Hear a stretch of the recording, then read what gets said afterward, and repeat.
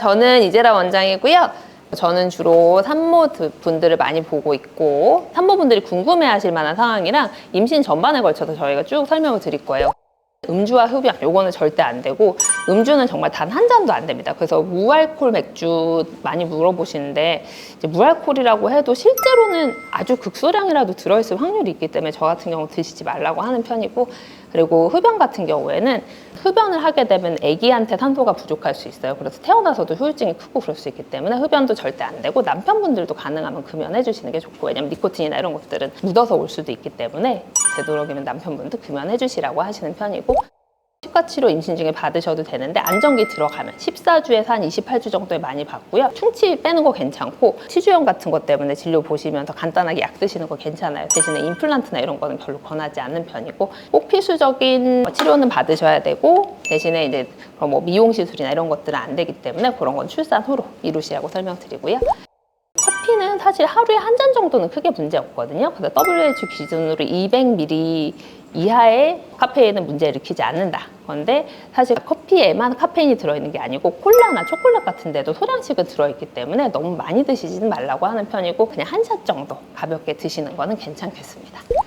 사실 회도 되게 많이 물어보시는데 회 자체는 크게 문제될 게 없거든요. 근데 배탈 났을 때가 문제예요. 회를 드시고 배탈이 났을 경우에 약을 쓰시거나 하는 게 한정이 될 수가 있고, 열이 나면 또 애기들한테 위험할 수 있기 때문에 조심해서 드시라고 하는 편이고, 그리고 참치 같은 경우에는 큰 생선이기 때문에 중금속 오염이 있을 수가 있습니다. 그 중금속 오염이 먹이사슬의 위에 있을수록 점점 늘어나게 되거든요. 그래서 참치랑 옥돔이랑 고등어 이런 건 너무 많이 드시지 말라, 이런 식으로 말씀드리는데, 매일매일 참치회를 뭐 사가지고 드시거나 그 정도 아니고 그냥 1, 2주에 한 번씩 드신다? 이 정도는 크게 상관없어요. 대신에 배탈 나는 걸 주의해야 되기 때문에, 예를 들어 노로바이러스가 도는데 굳이 회를 드시거나 조개를 드실 필요 없겠죠. 그런 식으로 위험성에서 이제 좀 멀어지시는 게 좋고, 보약은 사실 저희가 몰라서 드시라고 말씀 못 드려요. 왜냐하면 저희가 드리는 약은 어떤 성분이 얼만큼 들어있다, 이게 확실하게 있고 이제 연구 결과도 확실하게 있고 그런 건데, 보약은 사실 본인들만의 레시피가 있고 이제 그리고 양약하고 다르게 용량이 정해져 있거나 이게 딱 성분이 나와 있지 않은 경우들이 많거든요. 그래가지고 한약이나 보약 같은 건 되도록 저희가 피하시라고 말씀드리고,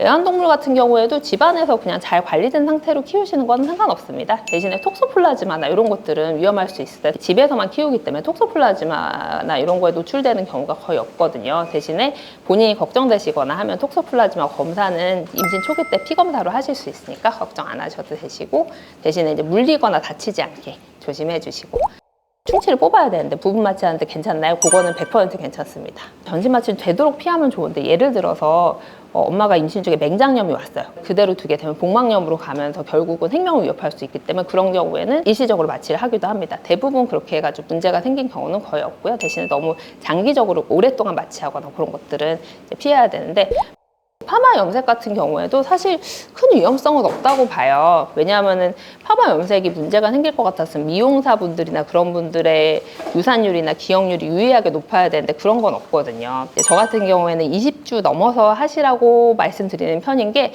이게 손가락 발가락 개수 보고 정밀 초음파 보는 게 20주 정도잖아요. 그러니까 엄마들 마음에는 이게 상관없다고 들었어도, 예를 들어서 뭐 초음파를 봤는데 뭐 아기가 심장에 작은 구멍이 있네요 그러면은 내 탓인가 싶을 수도 있잖아요. 저 같은 경우는 다 확인하고 안심하고 하시라고 하는 편이고, 제가 친한 미용사분한테 여쭤봤는데 임신 중에는 시술할 때 머리카락이 많이 안 빠진대요. 알러지 같은 게 생각보다 자주 나가지고 두피에 너무 가깝게 안 하시는 게 좋다고 하더라고요. 그리고 임신 중에는 머리카락이 안 빠지는데 임신 후에는 엄청 많이 빠지는데, 그게 보통 한 1년 지나면 돌아오거든요. 출산 후에 머리카락 많이 빠진다고 너무 걱정하시거나 슬퍼하시지 않으셔도 됩니다. 애기한테 영향을 다 줘서 그런 거예요, 우리가.